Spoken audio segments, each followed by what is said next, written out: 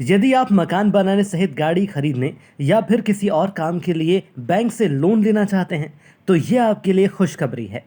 भारतीय reserve bank यानी RBI की मौद्रिक नीति समिति ने आगे महंगाई में नरमी आने को ध्यान में रखते हुए विकास को गति देने के उद्देश्य से नीतिगत दरों विशेषकर रेपो दर में लगातार तीसरी बार 0.50% की कटौती करने का शुक्रवार को फैसला लिया है, जिससे आवास ऋण, वाहन ऋण और अन्य तरह के लोन सस्ते होंगे।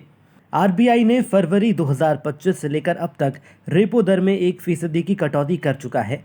Reserve bank governor Sanjay Malhotra ने कहा कि पिछले 2 बार लगातार 0.25% की रेपो दर में कमी की गई थी और अब इससे दोगुनी कटौती की जा रही है, जो तत्काल प्रभाव से लागू हो जाएगी। उन्होंने कहा कि सिस्टम में लिक्विडिटी बढ़ाने के उद्देश्य से नकद आरक्षित अनुपात यानी सीआरआर में चरणबद्ध तरीके से 1% की कमी की जा रही है, जिससे तंत्र में 2.5 लाख करोड़ रुपए की लिक्विडिटी बढ़ेगी। इस कटौती के बाद सीआरआर 4% से कम होकर 3% रह जाएगा।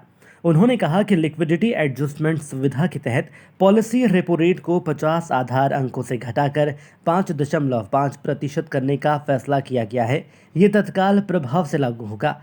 इसके परिणाम स्वरूप स्थायी जमा सुविधा दर 5.25% पर एडजस्ट होगी।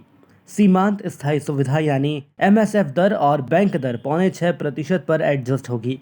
तो सोच क्या रहे हैं? करिए अपने सपनों को साकार और लीजिए रेपो रेट में कमी का पूरा फायदा और दीजिए हमें अनुमति। नमस्कार।